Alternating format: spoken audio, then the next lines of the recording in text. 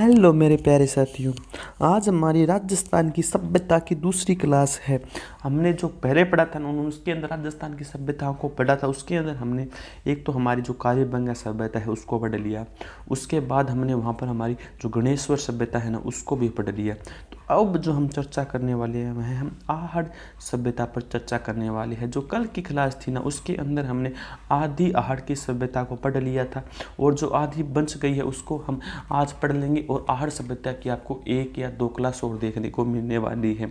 तो अगर आप चैनल पर पहली बार आए हैं तो कृपया चैनल को सब्सक्राइब जरूर करें। तो बिना किसी देरी के आज की क्लास को शुरू करते हैं।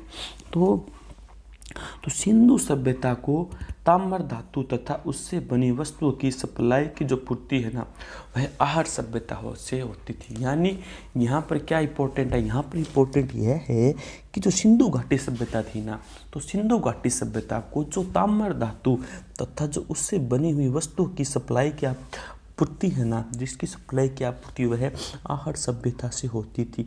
यानी आहड़ सभ्यता के अंदर अच्छी खासी मात्रा के अंदर क्या था, आहड़ सभ्यता के अंदर अच्छी खासी संख्या के अंदर तांबा धातु था। यानी ये सभ्यता के अंदर आपको अच्छा खासा तांबा धातु देखने को मिल जाता है। तो इसी कारण यहाँ तांबा अधिक होने के कारण यहाँ पर तांबे के औजार भी अधिक पाए गए हैं। और साथ ही साथ वे जो तांबे के वस्तुएं थे ना, यानी जो उनके पास तांबा था ना, वे तांबे की वस्तुओं का क्या करते थे, तो तांबे की वस्तु का वो निर्यात करते थे। क्या करते थे, निर्यात। यानी जो आहड़ सभ्यता थी तो वह तांबे की वस्तु का क्या करती थी, तो जो आहड़ सभ्यता थी वह तांबे की वस्तु का निर्यात करती थी। यानी वह तांबे को बेचती थी। उनके पास अच्छी खासी मात्रा के अंदर तांबा था। तो इसी कारण जो सिंधु सभ्यता है ना, तो सिंधु सभ्यता को जो तांबे के बर्तन है यानी जो ताम्र धातु है ना वह आहड़ सभ्यता से उनकी सप्लाई होती थी। यानी सिंधु घाटी सभ्यता के अंदर जो तांबा चाहिए तो होता था ना उनको, वो जो तांबा है ना वह आहड़ जो सभ्यता है ना वही मुहैया करवाती थी। यानी वह उसको देती थी। यानी आप यह कह सकते हैं कि जो हमारी आहड़ सभ्यता है ना उसके अंदर हमें अच्छा खासा तांबा देखने को मिल जाता है। यानी यहाँ पर तांबे की अधिकता है, जिस कारण यह दूसरी जो सभ्यता थी उनको भी तांबे का निर्यात करती थी। तो हम यह अनुमान लगा सकते हैं कि यहाँ पर तांबे के अच्छे खासे भंडार देखने को मिल जाते हैं। उसके बाद यहाँ ताम्र उद्योग में बर्तन व उपकरण बनाना प्रमुख व्यवसाय था। यानी जो हमारी आहड़ सभ्यता है तो आहड़ सभ्यता के अंदर जो मुख्य व्यवसाय था ना वह क्या था, यानी जहाँ का मुख्य कार्य कौन सा था, जो आहड़ सभ्यता के लोग थे ना वह सबसे ज़्यादा और सबसे अधिक फोकस किस काम पर करते थे, तो वे सबसे ज़्यादा काम है ना वह जो तांबा होता है ना, तांबा धातु, तो तांबा धातु का जो उद्योग था ना उसके अंदर वे सबसे ज़्यादा रहते थे। यानी जो आहड़ सभ्यता के लोग हैं ना, जो उनका मुख्य जो पहला बिजनेस था ना या जो उनका पहला व्यवसाय था ना वह ताम्र उद्योग था। यानी वे सबसे ज़्यादा तांबे का ही उद्योग करते थे। जैसे तांबे से वस्तुएं बनाना, बर्तन बनाना, सिक्के बनाना और तांबे के जितने भी बर्तन हो गए, जैसे कलश हो गया, गिलास हो गई, सभी के सभी प्रकार के बर्तन जो कि तांबे की धातु से बनाए जा सकते थे वे बनाते थे। तो आहड़ सभ्यता का जो मुख्य व्यवसाय था वह कौन सा था, तो आहड़ सभ्यता को जो मुख्य व्यवसाय था ना वह तांबर व्यवसाय था। यानी आप आज के समय में हमको उसको बोल सकते हैं तांबे की फैक्ट्रियाँ थी। किस क्या थी, तो आज के समय के अकॉर्डिंग देखें तो उनके पास तांबे की फैक्ट्रियाँ थी। यानी हम ऐसा कह सकते हैं कि जो आहड़ के लोग थे ना तो वे सबसे ज़्यादा तांबे की फैक्ट्रियाँ लगाना पसंद करते थे, या फिर उनका जो सबसे ज़्यादा प्रचलित व्यवसाय था ना वह उनका यही था कि तांबे की फैक्ट्री लगाना। और वहाँ पर वो क्या कार्य करते थे, तो वहाँ पर तांबे से जो जितनी भी चीज़ें बनती हैं ना, यानी जो तांबे से जितनी भी चीज़ें बनती है तो वे तांबे से बनी हुई चीज़ों का व्यवसाय करते थे। तो तांबे से कौन कौन सी चीज़ें उस समय बनती थी, तो जो उस समय सबसे पहले पता चलता है उसके अंदर बर्तन आ गए। बर्तन के अंदर क्या क्या आ गए, बर्तन के अंदर हमारा गिलास आ गया, हमारी आम भाषा में हम उसको थाली कहते, थाली आ गई।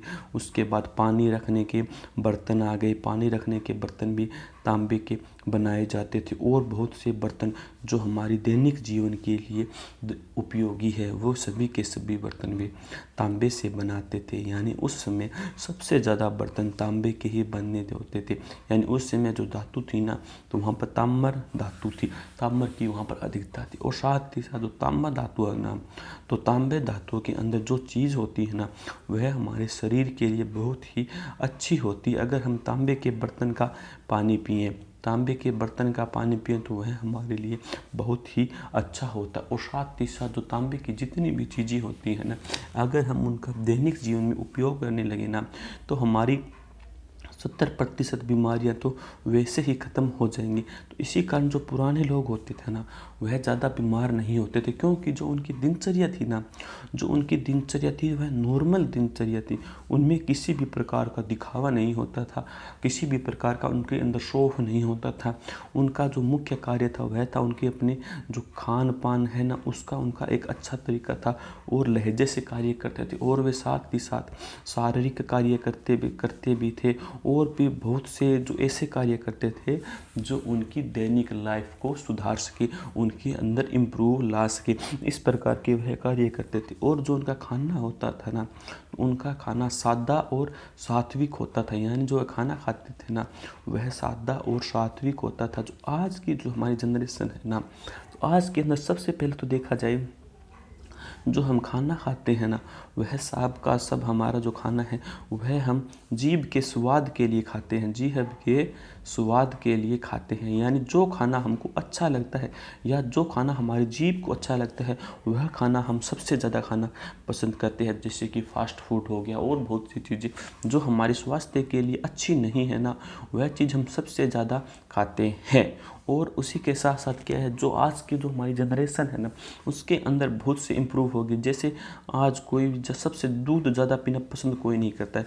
दूध की जगह आप उसको कोल्ड ड्रिंक दे दो, सबसे ज़्यादा कोल्ड ड्रिंक पी लेगा, लेकिन दूध नहीं पिएगा। तो इसी प्रकार जो पुराने लोग होते थे ना, तो उनका जो खान पान रहन सहन का जो तरीका था ना, वह बहुत ही शानदार तरीका था। उनमें किसी भी प्रकार की शोसेबाजी नहीं होती थी। तो आज के समय है ना, आज के समय में तो हम एक दूसरे को नीचा दिखाने में लगे हुए हैं।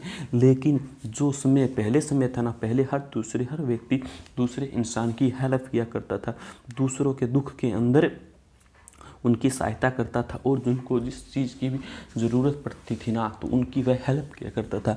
इसी कारण जो पुराना समाज है ना, वह एक अच्छा, और वहाँ पर जो मनुष्य है ना, वह अधिक उम्र तक जीता था और उनको किसी भी प्रकार के गंभीर रोग नहीं लगते थे। आज के समय में देख लो, किसी का कुछ पता नहीं है, आज एकदम स्वस्थ है, कल पता नहीं क्या रोग हो जाए। आज के जनरेशन के बारे में कुछ भी नहीं कहा जा सकता है। तो जो हमारे आहार सभ्यता के लोग थे, तो उनका प्रमुख व्यवसाय क्या था? जो आहार सभ्यता के लोग थे ना, तो उनका जो मुख्य व्यवसाय था ना, वह था उनका ताम्र उद्योग। कौन सा था? ताम्र उद्योग। तो ताम्र उद्योग के अंतर्गत वह क्या क्या बनाते थे? तो वह जितने भी ताम्र के बर्तन है ना, जितने भी ताम्र के बर्तन होते हैं, जैसे हम अपनी भाषा में बात करें, जैसे टोकनी हो गई, क्या हो गई, जिसके अंदर हम पानी रखते हैं, टोकनी हो गई। परात हो गई, जिसके अंदर हम आटा गूंथते हैं, टोकनी हो गई, परात हो गई। गिलास हो गया, जिसके अंदर हम पानी पीते हैं। थाली हो गई, जिसके अंदर हमें खाना खाते हैं। चम्मच हो गई। और ऐसे तो तांबे के बर्तन जो दैनिक जीवन के लिए उपयोग होते हैं, वे बर्तनों का वे निर्माण करते थे। यही उनका प्रमुख व्यवसाय था। फिर क्या, आहार सभ्यता के लोग मकान गीली मिट्टी या गारा व पत्थर से बनाते थे। यानी जो आहार सभ्यता के लोग हैं ना, तो आहार सभ्यता के अंदर जो लोग हैं ना, वह मकान किससे बनाते थे? तो वह लोग अपना मकान क्या है, गीली मिट्टी से बनाते थे। गीली मिट्टी यानी गारे से बनाते थे। वे जो अपना घर है ना, वह पत्थर से बनाते थे। तो आपको यह याद रखना होगा कि जो आहार सभ्यता के लोग हैं ना, तो आहार सभ्यता के लोग जो अपना मकान है ना, वह या तो गीली मिट्टी से बनाते थे। किससे बनाते थे? गीली मिट्टी से बनाते थे, या फिर पत्थर से वे अपना मकान बनाते थे। तो यह आपको याद रखना होगा कि जो आहड़ सभ्यता के लोग हैं ना, वह अपना मकान या तो गीली मिट्टी से बनाते थे यानी गारा, या फिर पत्थरों से बनाते थे। और जो उनका प्रमुख व्यवसाय था ना, तो जो उनका व्यवसाय तो जो हमारी आहड़ सभ्यता है उसके अंदर सबसे प्रमुख उद्योग कौन था? तो उसके अंदर जो सबसे प्रमुख उद्योग था ना, वह था तांबे के बर्तन बनाना। फिर क्या है, फिर हम आगे चलते हैं। पशुपालन इस अस्त व्यवस्था का मुख्य आधार था। यानी जो आहड़ सभ्यता है ना, तो आहड़ सभ्यता का जो मुख्य आधार था वह कौन सा था? तो आहड़ सभ्यता का जो मुख्य आधार था ना, वह था पशुपालन। यानी यहाँ का पशुपालन की जो अर्थव्यवस्था है ना, उसका वह मुख्य आधार था। यहाँ पर अच्छी खासी संख्या के अंदर पशुपालन किया जाता था। यानी यहाँ पर पशुपालन किया जाता था। यहाँ पर पशुपालन का अच्छा खासा महत्व था। जो उनकी जो अर्थव्यवस्था है ना, तो ये अर्थव्यवस्था का जो इनका मुख्य आधार था। तो आपसे पूछ लिया जाए कि जो आहड़ सभ्यता है ना, तो आहड़ सभ्यता का मुख्य आधार क्या था? तो आहड़ सभ्यता का जो मुख्य आधार है ना, वह था पशुपालन। आहड़ सभ्यता का मुख्य आधार क्या था? आहड़ सभ्यता का मुख्य आधार था पशुपालन था। यानी पशुपालन आहड़ सभ्यता का मुख्य आधार था। फिर क्या है? आहड़ से एक बैल की मूर्ति मिली जिसे बनासियल बल नाम दिया गया। यानी जो आहड़ है ना, तो आहड़ से एक बैल की मूर्ति मिली। यानी जो आहड़ सभ्यता है ना, तो आहड़ सभ्यता से क्या है? आहड़ सभ्यता से एक बैल की मूर्ति मिली। क्या मिली? एक बैल की मूर्ति मिली जिसे बनासियल बल नाम दिया गया। जिसे क्या नाम दिया गया? जिसे बनासियल बल नाम दिया गया। यानी आहड़ से एक मूर्ति मिली जिसे बनासियल बल नाम दिया गया था। आहड़ सभ्यता से एक बैल की मूर्ति मिली जिसे बनासियल बल नाम दिया गया। तो यहाँ पर एक हमारा इम्पोर्टेंट क्वेश्चन बन रहा है कि जो बनासियल बल है वह क्या है?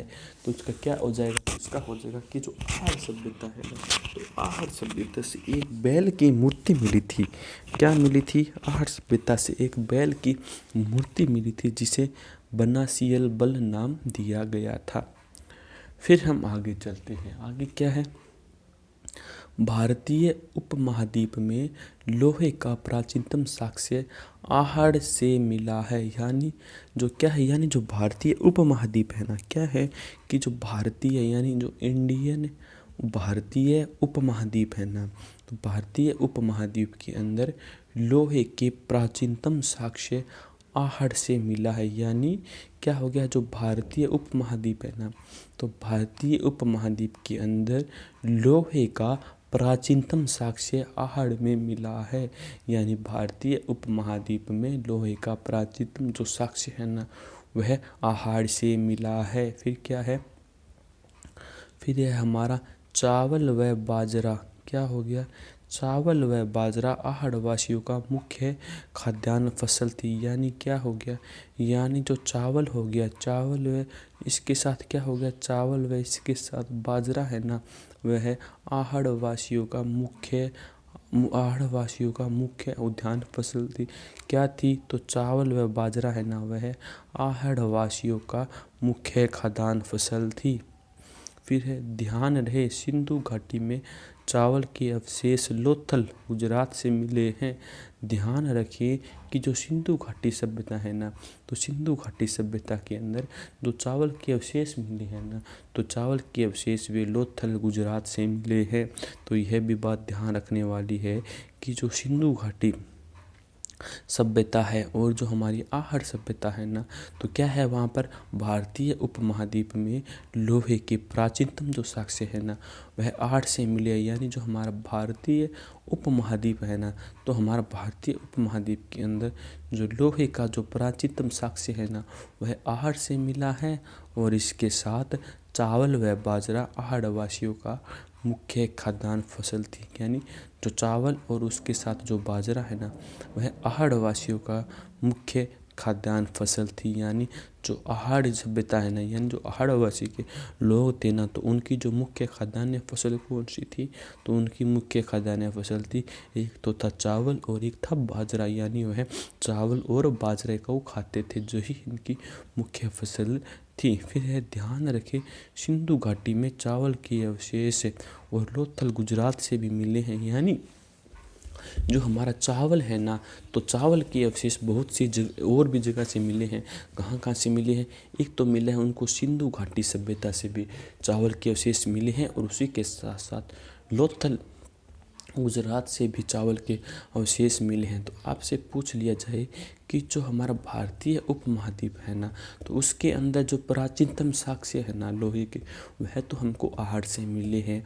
और जो आहड़ सभ्यता थी नहीं, तो उसके अंदर जो मुख्य खाद्यान्न था ना, वह था चावल और बाजरा। मुख्य खाद्यान्न क्या था, मुख्य खाद्यान्न था चावल और बाजरा। यही आहड़ वासियों का मुख्य खाद्यान्न था।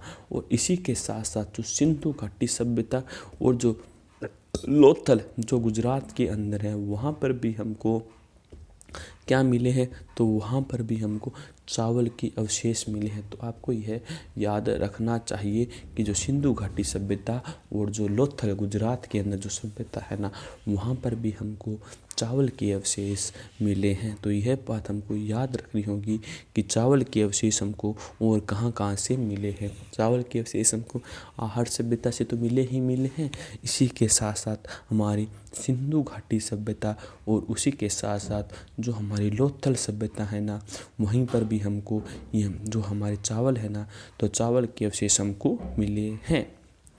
फिर क्या है, ताम्र जहाँ कालीबंगा सभ्यता नगरीय थी, यानी ताम्र जहाँ कालीबंगा सभ्यता है वह नगरीय थी, वहीं आहड़ सभ्यता ग्रामीण थी। यानी जो ताम्र जहाँ कालीबंगा सभ्यता वह तो नगरीय थी, यानी जो कालीबंगा सभ्यता थी वह नगरीय थी, यानी वहाँ पर नगर का विकास था। लेकिन जो आहड़ सभ्यता है ना, वह ग्रामीण थी।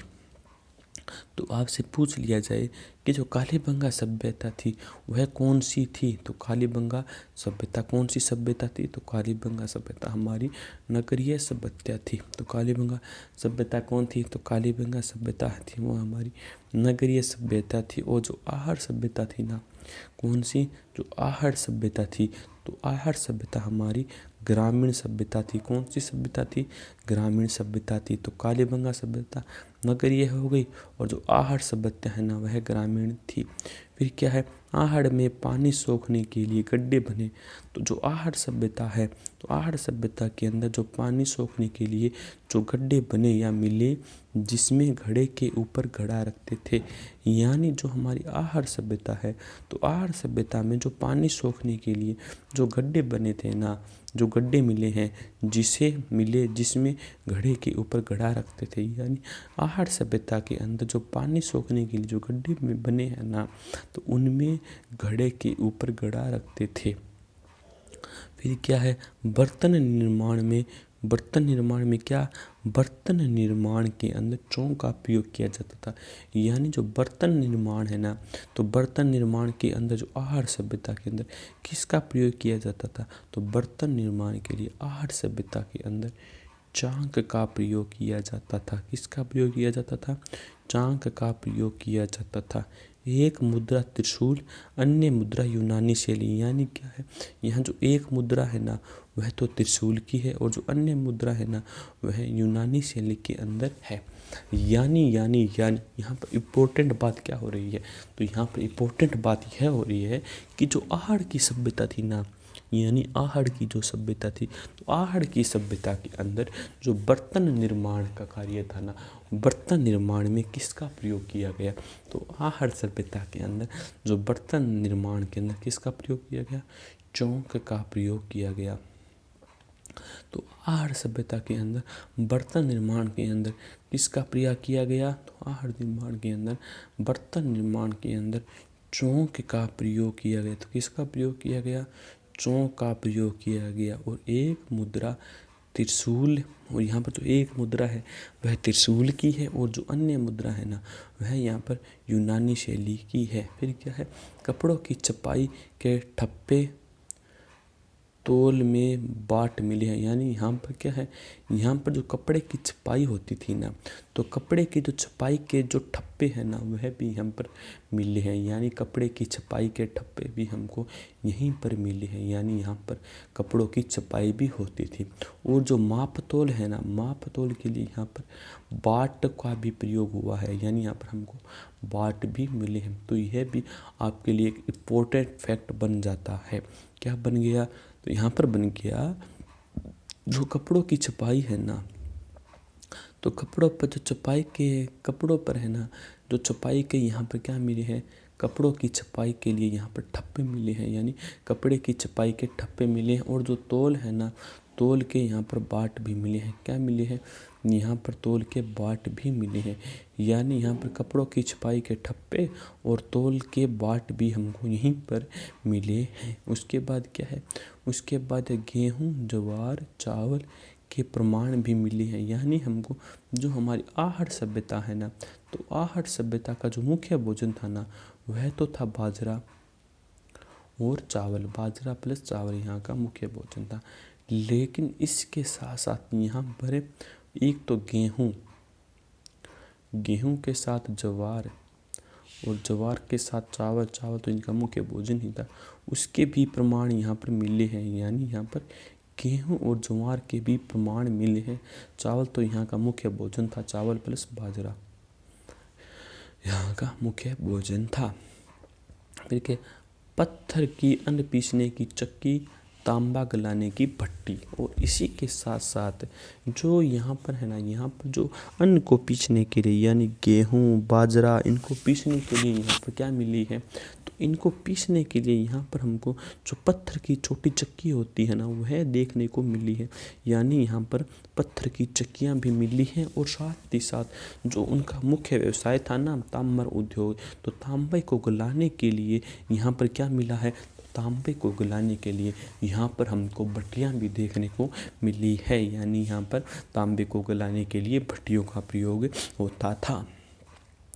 फिर क्या है, फिर यहाँ पर जो कुत्ता हो गया, कौन सा जानवर हो गए, कुत्ता हो गया, गैंडा हो गया, हाथी हो गया, मेंढक हो गया, पशु पालने के प्रमाण मिले हैं। यानी यहाँ पर पशुपालन का भी व्यवसाय होता था। उसके अंदर एक तो कुत्ता और एक गैंडा और इसी के साथ साथ हाथी, मेंढक और जो पशु है ना, वो पालने के यहाँ पर प्रमाण मिले हैं। यानी सिंधु घाटी सभ्यता के अंदर जो हमारी आहड़ सभ्यता है, उसके अंदर बहुत कुछ ऐसी ऐसी चीज़ें हैं जो कि बहुत ही यूनिक और उपयोगी हैं। तो अभी जो हमने पढ़ा है ना, उस पर थोड़ी सी चर्चा पुनः कर लेते हैं और हम फिर नेक्स्ट हम आहड़ के मकानों पर चर्चा करते हैं।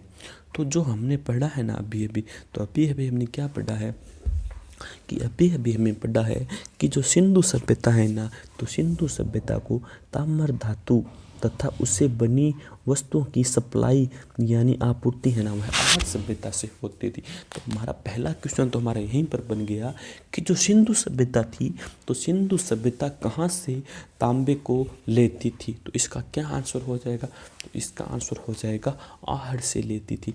यानी आहड़ सभ्यता के द्वारा सिंधु घाटी जो सभ्यता है ना, वहाँ की जो तांबे की आपूर्ति है ना, वह पूरी होती थी। तो जो सिंधु घाटी को जो तांबा है, तो सिंधु घाटी को तांबा निर्यात कौन करता था, आहड़ सभ्यता। तो और यह आपको इस प्रकार भी पूछा जा सकता है कि जो सिंधु घाटी सभ्यता है ना, वह तांबे का आयात कहाँ से करती थी।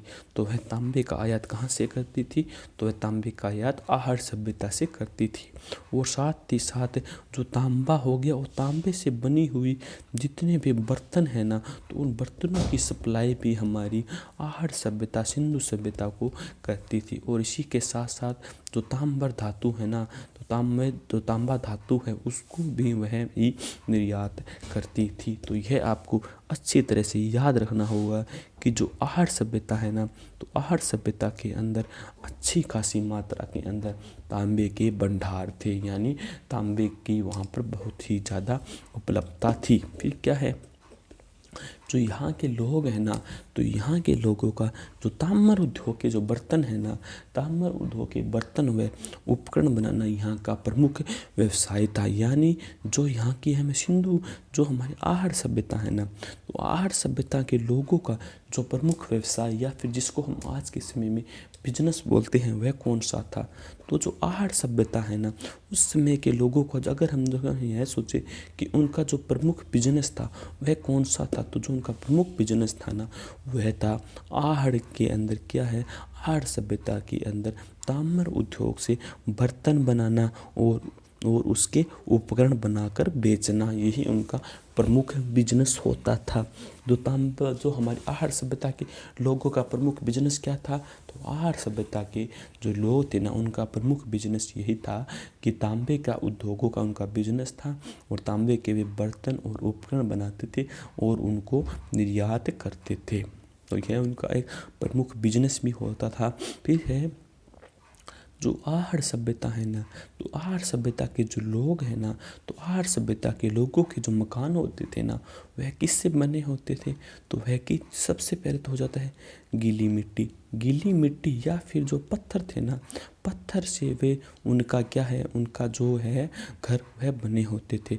यानी जो हमारी आहड़ सभ्यता है, तो आहड़ सभ्यता के अंदर क्या है, तो कि आहड़ सभ्यता के अंदर यहाँ पर ताम्र उद्योग से बर्तन व उपकरण बनाना यहाँ का प्रमुख व्यवसाय था। और आहड़ सभ्यता के जो लोग हैं ना उनके मकान गीली मिट्टी या फिर पत्थर से बनते थे। फिर क्या है, पशुपालन इस अर्थव्यवस्था का मुख्य आधार था। यानी क्या है, यानी जो हमारी आहड़ सभ्यता है ना, तो आहड़ सभ्यता का जो मुख्य आधार था वह कौन सा था, तो आहड़ सभ्यता का जो मुख्य आधार था ना वह था पशुपालन। यानी आपसे पूछ लिया जाए कि आहड़ सभ्यता का मुख्य आधार क्या है था, तो आहड़ सभ्यता का जो मुख्य आधार था ना, तो आहड़ सभ्यता का जो मुख्य आधार था वह था पशुपालन। यानी जो इनका अर्थव्यवस्था को जो चलाने का कार्य है ना वह पशुपालन के द्वारा होता था। यानी यहाँ पर लगभग लोग पशु रखते थे। और साथ ही साथ आहड़ सभ्यता के बारे में एक इम्पोर्टेंट बात यह भी है कि जो आहड़ सभ्यता थी ना, तो वह हमारी एक ग्रामीण सभ्यता थी। यानी आहड़ सभ्यता कौन सी सभ्यता थी, आहड़ सभ्यता ग्रामीण सभ्यता थी। यानी यहाँ पर सबसे ज़्यादा गांव मिले हैं। फिर क्या है, आहड़ से एक बैल की मूर्ति मिली है जिसे बनासियल बल नाम दिया गया। यानी जो हमारी आहड़ सभ्यता है ना, तो आहड़ सभ्यता से एक बैल यानी एक बैल की यहाँ पर एक मूर्ति भी मिली है। क्या मिली है, एक बैल की यहाँ पर मूर्ति मिली है जिसे किस नाम से जाना जाता है, जिसे बनासियल बल नाम दिया गया।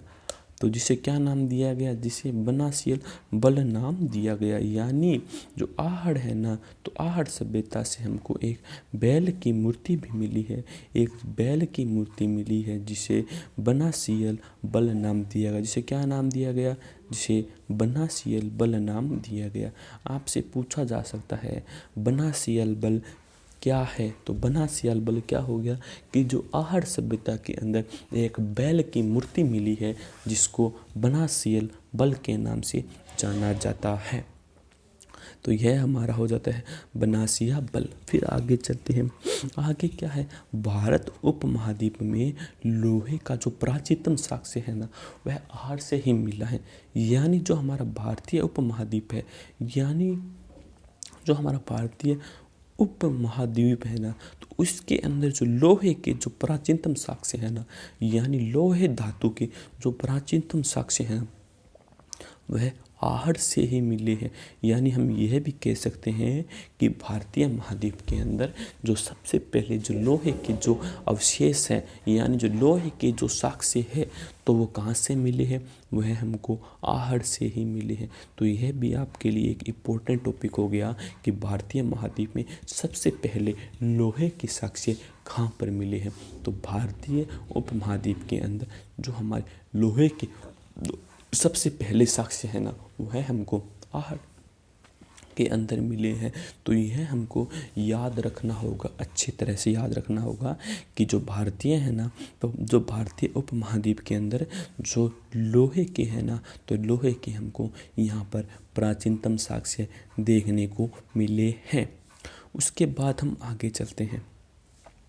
आगे हमारा क्या है, आगे हमारा है कि जो चावल और बाजरा है यानी आहड़वासी जो लोग थे ना, उनका जो प्रसिद्ध भोजन था ना वह चावल और क्या था, चावल क्या था उनका जो प्रसिद्ध भोजन था वह क्या था, जो इनका प्रसिद्ध भोजन था वह था चावल और बाजरा था। यानी जो आहड़वासी लोग हैं तो आहड़वासी लोगों का जो प्रसिद्ध भोजन था वह कौन सा था, तो इनका प्रसिद्ध भोजन था चावल और बाजरा। यानी आहड़वासियों के लोगों का जो मुख्य प्रसिद्ध भोजन था ना वह था क्या था, चावल और बाजरा। तो यह भी एक इम्पोर्टेंट क्वेश्चन बन रहा है कि जो आहड़वासी के लोग हैं तो वह सबसे ज़्यादा कौन सा भोजन करते थे, तो वह सबसे ज़्यादा चावल और बाजरा का सेवन करते थे। या फिर यह पूछा जा सकता है कि चावल और बाजरा किस सभ्यता का प्रमुख भोजन था, तो वह हो जाएगा आहड़ सभ्यता का। या फिर आहड़ सभ्यता के अंदर जो मुख्य भोजन था वह कौन सा था, तो वह था चावल और बाजरा। या फिर चावल और जो बाजरा है ना वह किस सभ्यता के अंदर सबसे ज़्यादा खाया जाता था, तो वह हो जाएगा आहड़ सभ्यता के अंदर। और ध्यान रखें कि जो सिंधु घाटी है ना, तो सिंधु घाटी सभ्यता के अंदर में भी चावल के अवशेष मिले हैं। और जो लोथल सभ्यता जो हमारी गुजरात के अंदर है ना, वहाँ पर भी हमको चावल के अवशेष मिले हैं। तो यह हमको याद रखना होगा कि जो हमारी चावल है ना, तो चावल हमको ये तो हमारी सिंधु घाटी सभ्यता के अंदर भी हमको चावल मिले हैं और इसी के साथ साथ हमको लोथल के अंदर भी चावल मिले हैं। तो लोथल जो कि वर्तमान में गुजरात के अंदर है, यानी यहाँ पर भी हमको चावल के अवशेष मिले हैं। तो हम कह सकते हैं कि जो चावल के अवशेष है ना वह आहड़ सभ्यता के साथ साथ सिंधु घाटी सभ्यता और उसी के साथ साथ लोथल गुजरात में भी चावल के भंडार मिले हैं, यानी चावल की खेती मिली गई है, यानी यहाँ पर चावल होते थे। फिर है जो हमारा जो ताम्र जहाँ कालीबंगा सभ्यता नगरीय थी, यानी ताम्र जहाँ जो कालीबंगा सभ्यता थी नी, तो कालीबंगा सभ्यता थी नगरीय, जबकि आहड़ सभ्यता थी नी वह ग्रामीण थी। फिर क्या है, आहड़ में पानी सोखने के लिए गड्ढे बने जिनमें घड़े के ऊपर घड़ा रखते थे। यानी आहड़ सभ्यता के अंदर पानी सोखने के लिए क्या है, आहड़ सभ्यता के अंदर पानी सोखने के लिए गड्ढे बने मिले, यानी पानी सोखने के लिए वहाँ पर गड्ढे मिले हैं जिनके अंदर घड़े के ऊपर घड़ा रखते थे। यानी यह घड़ा हो गया, इसके ऊपर घड़ा रख देते थे, यानी जब पानी सोखने का कार्य करते थे। फिर क्या है, यहाँ पर कपड़ों की छपाई के ठप्पे और तौल के लिए बाट भी मिले हैं। यानी जो हमारी आहड़ सभ्यता है ना, वहाँ पर इसी के साथ साथ वहाँ पर जो वस्त्र छपाई का कार्य भी होता था, तो इसके भी कुछ प्रमाण मिले हैं। इसके क्या प्रमाण मिले हैं, तो इसके जो कपड़ों की जो छपाई है ना, तो कपड़ों की छपाई के यहाँ पर ठप्पे मिले हैं। यानी जो कपड़ों पर छपाई की जाती है ना, तो जो उसके ठप्पे होते हैं ना, जिससे उसके ऊपर जो कलर जो आकार है, यानी उसके ऊपर जो डिज़ाइन दिया जाता है ना, तो वह डिज़ाइन मिल रहा है। तो हम कह सकते हैं यहाँ पर कपड़ों की छपाई का भी कार्य होता था। फिर क्या है, फिर यहाँ पर तौल के बाट भी मिले हैं। यानी जो हमारी आहड़ सभ्यता है ना, वहाँ पर जो कार्य है ना उसके साथ साथ वहाँ पर तौल के बाट भी मिले हैं। यानी यहाँ पर जो सामान को दिया हुआ बेचा जाता था ना, वह तौल के हिसाब से दिया जाता था। तो इसके भी प्रमाण है। इसके क्या प्रमाण है, तो इसके यह है कि यहाँ पर बाट मिले हैं, यानी यहाँ पर तौल के लिए यहाँ पर बाट मिले हैं। तो इससे यह अंदाज़ा लगाया जाता है कि इस समय भी लोग जो है ना वो किसी वस्तु को तौल कर दिया करते थे। तो जो आहड़ सभ्यता है उसके अंदर क्या क्या व्यवसाय थे, आहड़ सभ्यता के अंदर सबसे पहला जो व्यवसाय था ना वह था यहाँ पर ताम्र उद्योग। यानी यहाँ पर सबसे ज़्यादा तांबे की उसमें आप आज के समय में कहें तो फैक्ट्रियाँ थी, यानी यहाँ पर तांबे की सबसे ज़्यादा फैक्ट्रियाँ मिल जाती थी। फिर क्या है, फिर हो गया यहाँ पर और क्या थी, और साथ ही साथ यहाँ पर कपड़ों की छपाई के लिए ठप्पे भी मिल जाते हैं। यानी यहाँ पर जो कपड़ा है ना, तो कपड़ों की छपाई के लिए यहाँ पर ठप्पे भी मिले हैं। फिर क्या है, फिर यहाँ पर तोल के बाट भी मिले हैं। यानी जो हमारी यह सभ्यता है ना, आहड़ सभ्यता, इसके अंदर हमको तोल के बाट में भी मिले हैं। और यहाँ पर पशुपालन का भी अच्छा खासा व्यवसाय था, जो कि अर्थव्यवस्था का एक आधार था। यानी यहाँ पर कौन कौन से कार्य हो गए, सबसे पहले तो यहाँ पर तांबा का फैक्ट्रियाँ हुआ करती थी और पशुपालन के अंदर इनका महत्वपूर्ण स्थान था। पशुपालन इनकी अर्थव्यवस्था का आधार थी। और यहाँ पर कपड़ों की छपाई का कार्य होता था। और जो वस्तुओं को बेचते थे ना, वह तोल के हिसाब से बेचा करते थे। यानी यहाँ पर देखा जाए तो बहुत से कार्य हुआ करते थे। फिर क्या है, जो हमारी आहड़ सभ्यता है ना, तो इसी के अंदर गेहूँ, ज्वार और चावल के प्रमाण मिले हैं। यानी जो आहड़ सभ्यता है ना, तो आहड़ सभ्यता के अंदर साथ ही साथ गेहूँ और ज्वार के भी साक्ष्य मिले हैं। चावल तो यहाँ का मुख्य खाद्यान्न ही था, यानी यहाँ पर गेहूँ और ज्वार के भी साक्ष्य मिले हैं। यानी यहाँ पर गेहूँ और ज्वार की भी खेती हुआ करती थी। और यहाँ पर साथ ही साथ हमको अन्न पीसने के लिए पत्थर की चक्कियाँ मिली है। यानी यहाँ पर जो अन्न पीसा जाता था ना, यानी जो गेहूँ हो गई, बाजरा हो गया, उसको पीसा जाता था ना, तो उसके लिए यहाँ पर क्या मिले हैं, तो उसके लिए यहाँ पर चक्की भी मिली है। और क्या है, और यहाँ पर जो तांबा गलाने की जो भट्टियाँ हैं ना, वह भी मिली है। यानी यहाँ पर तांबा गलाने की भट्टियाँ भी मिली है। तो यह भी आपके लिए इम्पोर्टेंट साबित होने वाला है। और साथ ही साथ यहाँ पर पालतू पशु भी पाले जाते थे। कौन, और उसके अंदर यहाँ पर कुत्ता हो गया, गैंडा हो गया, हाथी हो गया, मेंढक भी पाले जाते थे। और साथ ही साथ यहाँ पर दुधारू पशु भी पाले जाते थे, क्योंकि जो उनके लिए उपयोगी होते थे। उसके बाद अब हम आगे चलते हैं।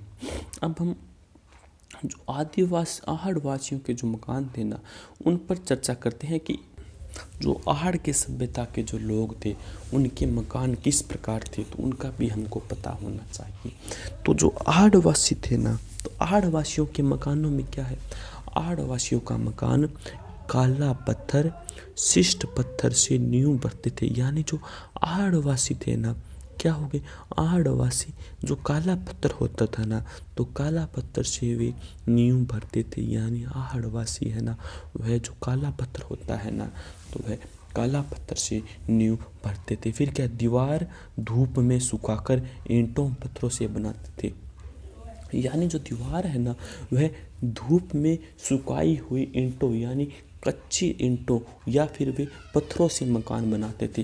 तो आहड़ वासियों के मकानों के अंदर क्या कुछ खास था, तो आहड़ वासियों के अंदर अगर हम मकानों की बात करें, तो सबसे पहले जो है आहड़ वासियों के अंदर जो मकान होते थे ना, तो वे मकान की नींव है ना, तो मकान की नींव है काला पत्थर से बनाते थे। यानी काले पत्थर से वे मकान की नींव भरते थे। फिर क्या है, फिर वह दीवार है ना, जो मकानों की दीवार है, या तो वे धूप में सुखाई हुई ईंटों, यानी गारा, यानी धूप में सुखाई हुई ईंटों के, या फिर जो पत्थर होते हैं, या फिर जो इंग्लिश में अगर हम इसको स्टोन कहते हैं, या फिर पत्थरों से बनाते थे। तो आहड़ वासियों के मकान बनाने की जो ट्रिक थी ना, वह बहुत ही शानदार होती थी। वे नींव तो उनकी मजबूत किया करते थे, तो नींव के अंदर तो वे पत्थर का यूज किया करते थे, लेकिन जो वह दीवार है ना, या तो कच्ची ईंटों से बनाते थे या फिर पत्थरों से बनाते थे।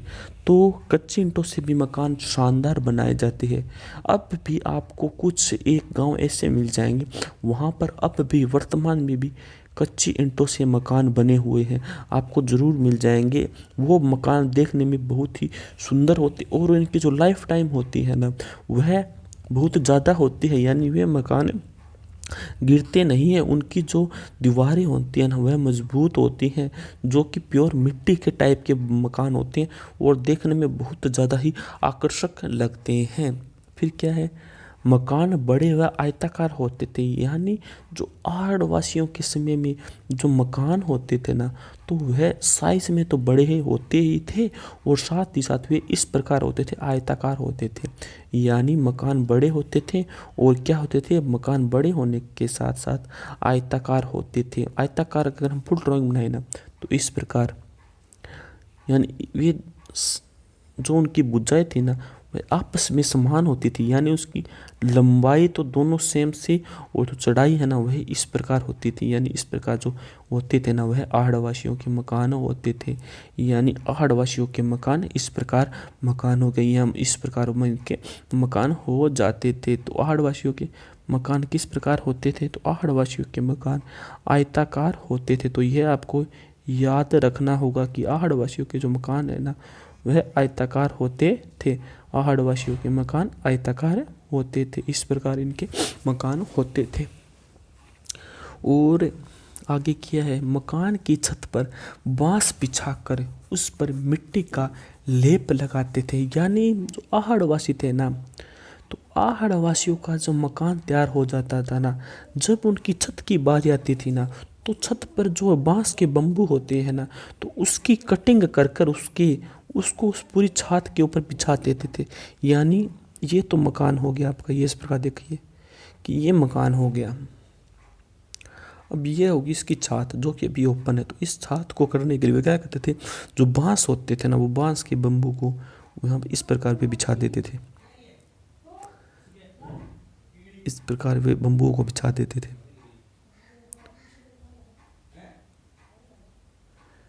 इस प्रकार बम्बुओं को बिछाकर उस पर क्या करते थे, उस पर मिट्टी का इस प्रकार लेप लगाते थे।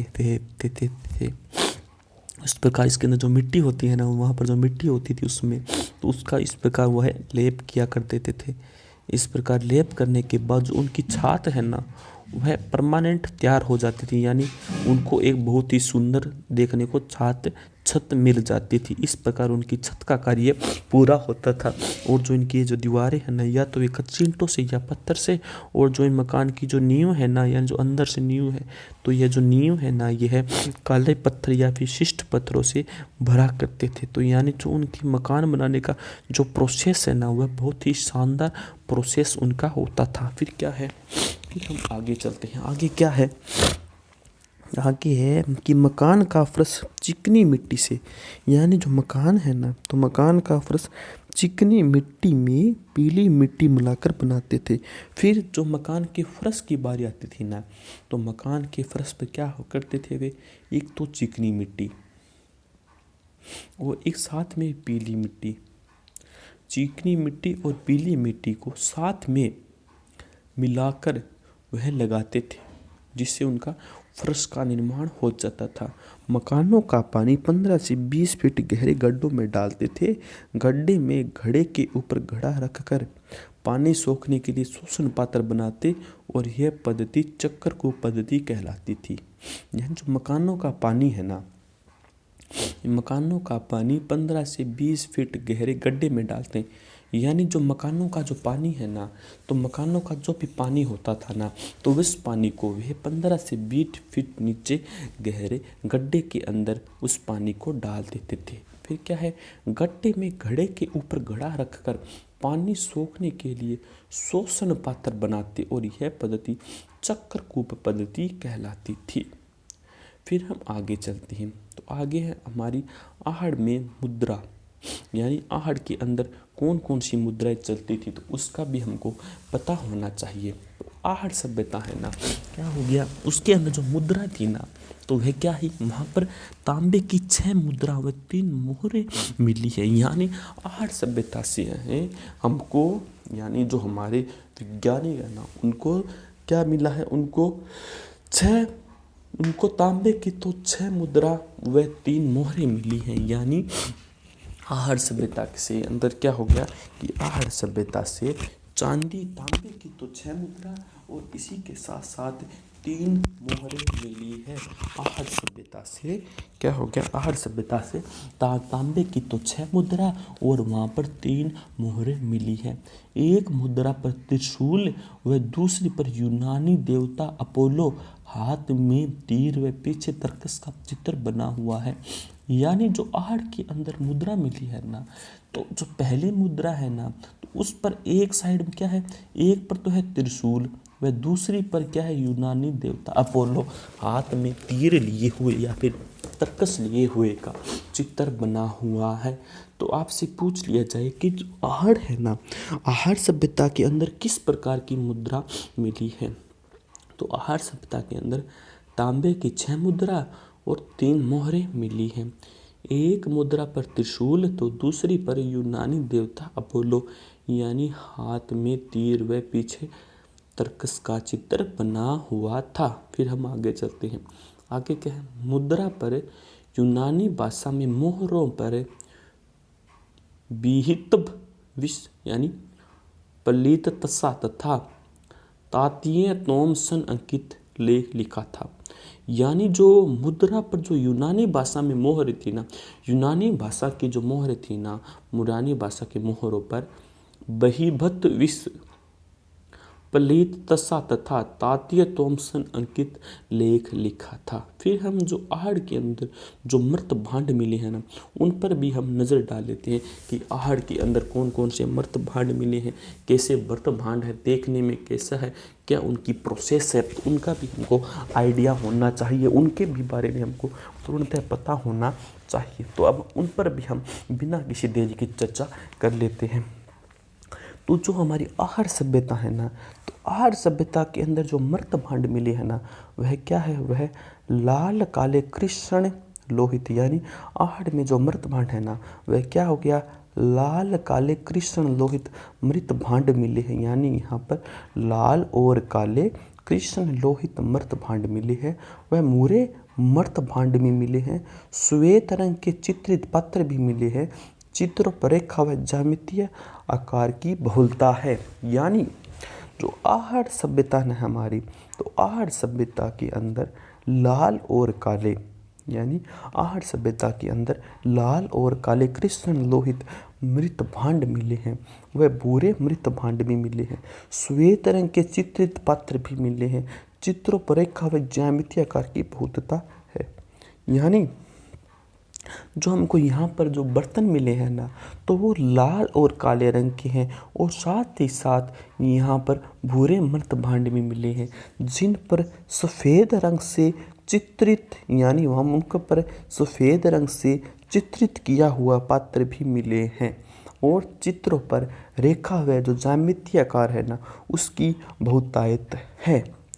तो एक बार पुनः से हमने जो पढ़ा है ना, जो आहड़ वासियों के मकान, जो सेकंड PDF, उस पर थोड़ी सी हम चर्चा पुनः कर लेते हैं, ताकि आपके जितने भी डाउट आहड़ सभ्यता से है वे सभी के सभी क्लियर हो सके। हमारा उद्देश्य यही है कि आपको इस प्रकार तैयारी करो कि आप एग्ज़ाम के अंदर 100 में से 100% कर आ सके। तो तैयारी हमारी क्लास बेशक थोड़ी लंबी ज़रूर हो सकती है, लेकिन उस क्लास को देखने के बाद आपका एक भी क्वेश्चन क्लास से बाहर नहीं जाएगा। तो आप इनको अच्छी तरह से तैयार कर लीजिए। आपके यह नहीं है आपकी यह एक परीक्षा के अंदर काम आएगा, यह आपकी राजस्थान LDC, BSTC, PTT सभी की सभी एग्ज़ाम, पशु परिचर हो गया, पटवारी, वीडियो, सभी के एग्ज़ामों के लिए यह आपके लिए बहुत ही ज़्यादा इम्पोर्टेंट रहने वाला है। तो जो हमारे आहड़वासी थे, तो उनके मकान कैसे थे? तो जो हमारे आहड़वासी लोग थे, तो आहड़वासियों के मकान कैसे होते थे? तो आहड़वासियों की जो मकान बनाने की जो प्रक्रिया थी ना, तो जो नींव के अंदर है ना, या तो वह काला पत्थर देते थे या फिर वह शिष्ट पत्थर से नींव भरते थे। यानी जो आहड़वासी जो मकान बनाते थे ना, तो उसके अंदर वह मजबूती का भी ध्यान रखते थे। मजबूती के लिए जो है नींव है ना, तो नींव वह पत्थर से भरते थे। यानी नींव उनकी शानदार होती थी। यानी जो उनका मकान बनाने का प्रोसेस था ना, वह बहुत ही बढ़िया प्रोसेस था। और उनके जो मकान थे ना, वह उनके मकान है ना, वह लंबे समय तक चलने वाले मकान थे। जिसका कारण यह है कि वह अपने मकानों को इस प्रकार बनाते थे ताकि कैसा भी मौसम हो, वह मकान ज़्यादा से ज़्यादा चल सके। तो वह नींव तो भरते थे, मजबूत करते थे। और जो उनकी जो दीवार है ना, तो दीवार में वह गारे से बनी हुई, धूप के अंदर सुखाई हुई ईंटों से या फिर जो पत्थरों से बनाते थे। तो यहाँ की दीवारें भी मजबूत होती थी। जो दीवारें जो धूप के अंदर जो सुखाई हुई ईंटें होती हैं ना, उनकी जो दीवार होती है ना, वह बहुत ही मजबूत होती है। आपको अब भी राजस्थान के अंदर बहुत से गांव ऐसे मिल जाएंगे जहाँ पर अभी भी कच्चे मकान बने हुए हैं। कौन से हैं? जहाँ पर वर्तमान में भी कच्चे मकान बने हुए हैं। और अगर आप उनकी लाइफ टाइम देखोगे ना, तो उनकी लाइफ टाइम बहुत ही, जो आज के मकान होती है ना, उनसे ज़्यादा होती है। और वे पक्के होते हैं, ऐसे नहीं है कि वह मकान गिर जाएंगे। वह मकान बहुत ही शानदार होते हैं जो कच्चे मकान होते हैं। वह गर्मियों के सीज़न में तो क्या होते हैं, गर्मियों के अंदर तो वह ठंडे रहते हैं, और सर्दी के सीज़न के अंदर जो मकान है ना, वह गर्म रहते हैं। तो यानी जो मकान है ना, जो कच्ची ईंटों से मकान बनते हैं ना, वह बहुत ही बढ़िया होते हैं। यानी वह उसके अगर चाहे कैसा भी मौसम हो, वह मकान अपने आप को उस मौसम के अनुसार ढाल लेते हैं। यानी उस मौसम के अनुसार वह मकान बन जाते हैं। गर्मियों के अंदर तो यह ठंडे होते हैं, और सर्दियों के अंदर यह गर्म होते हैं। और ऐसा समय आ जाता है ना, जहाँ पर जो है उसके अनुसार ही है अपने आप को मकान है ना, वह सेट कर लेते थे। अगर आप किसी भी गांव में जाओ, अगर आपको वहाँ पर कच्चा मकान दिख जाए ना, तो अगर गर्मियों के सीज़न के अंदर उस कच्चे मकान के फर्श के ऊपर थोड़ा सा ठंडा पानी, यानी पानी अगर हम वहाँ पर छिड़क दें, और उसके बाद अगर हम मात्र पंखा ही चला देना, तो जो उसका जो टेम्परेचर है ना, वह ऐसा लगता है जैसे कि हम एसी के नीचे बैठे हुए हैं। यानी वह जो ठंड होती है ना, वह बहुत ज़्यादा ठंड होती है, जिसको जो वह उसका जो टेम्परेचर हो जाता है ना उस घर का, तो वह सुहावना होता है। यानी वह जो टेम्परेचर है ना, वह बहुत अच्छा लगता है, उसके अंदर सुकून सा आता है। उसके अंदर जो रहते हैं ना, तो जो गांव के लोग हैं ना, जो अब भी कच्चे के मकानों में रह रहे हैं, तो उनकी लाइफस्टाइल बहुत ही शानदार है।